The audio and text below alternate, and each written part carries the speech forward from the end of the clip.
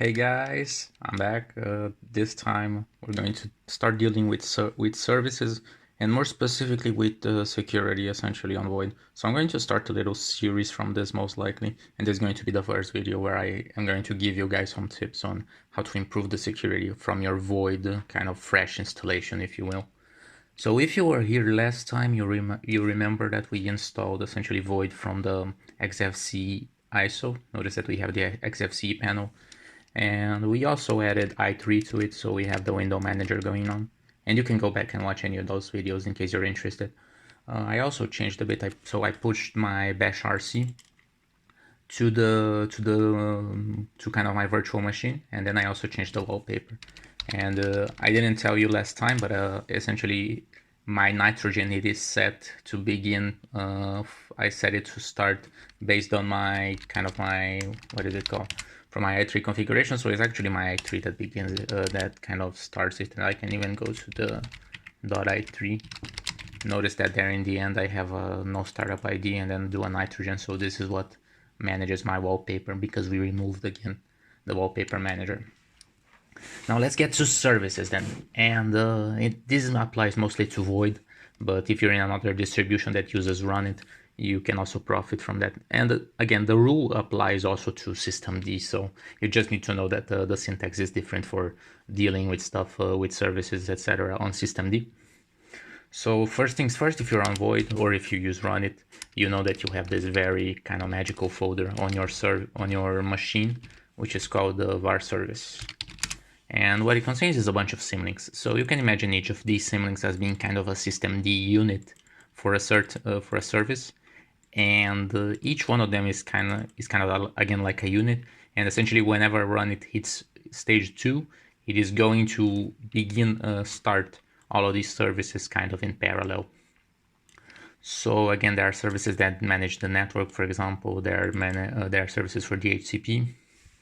And the first thing that you need to be aware of when you try to deal with security is you really need to make an educated decision on which of these services are really necessary.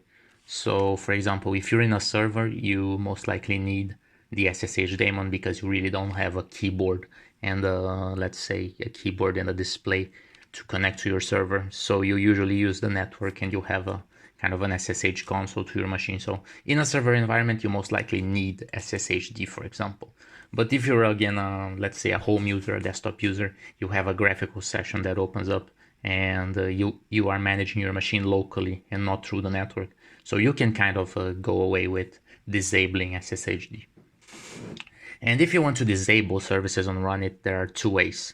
The first thing that you can do, you know that you will do symlinks. So just as a recap, if you were to try to enable a service in the sense that runit will begin it during boot time, what you would do is you would make a symlink from the folders here on the @csv.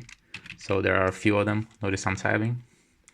And you would make a symlink from one of these, let's say su login, and you would make it on the var service. But if you want to undo one, you obviously can also remove the symlink. So you would do something like this, for example. So I'm going to go to the var service and let's say remove SSHD. This is one option. Another option you have is you can go to the folder var service. You can go to your service and you can, inside this folder, you can kind of make a file and you can do a touch in order to create an empty file. And if you create a file inside of this folder called down, what's going to happen is that essentially you are kind of disabling the service, because the next time your machine boot, the default value for your service is going to be for it to not be up.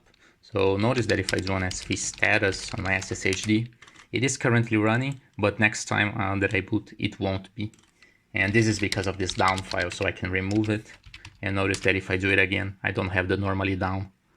So this is useful to know if you want to disable a service, maybe starting from the next time you boot. You can also obviously just disable it and then use a sudo sv down in order to bring it down.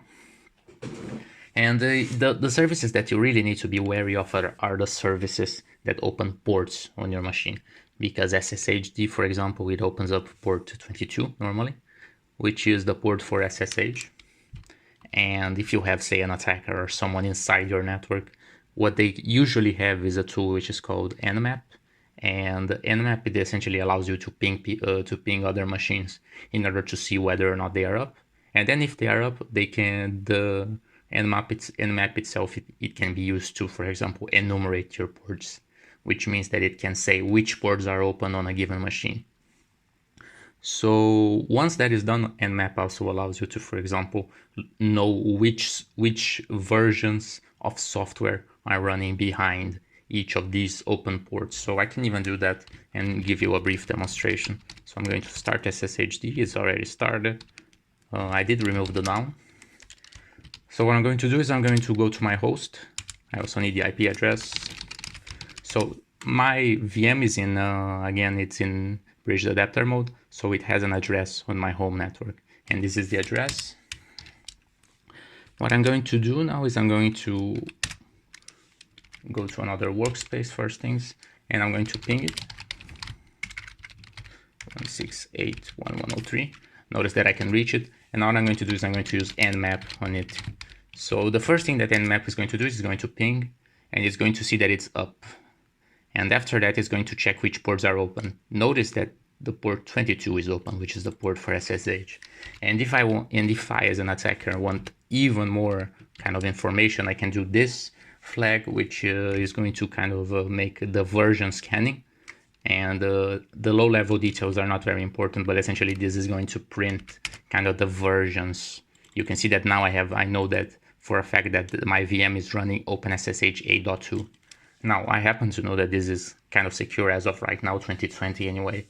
But it may not always be this way, and maybe if they update it later, it may introduce some new vulnerabilities. So what a hacker would do with this information, he could go to the internet and he could Google it up, which vulnerabilities exist for which versions of, say, OpenSSH.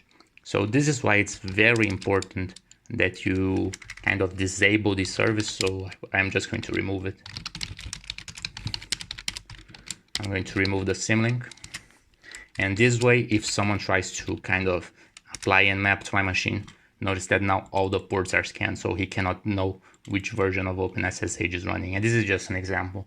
Say if you had a web server, you would probably, if you had installed a web server, for example, on Ubuntu, the web server is usually enabled by default. So services on Ubuntu in general are enabled by default. And you really want to take care to be careful around this, because again, it can introduce vulnerabilities that were not there in the first place. So this pretty much sums it up, sums my point up. And for now, I leave you with this information, and I'll see you next time.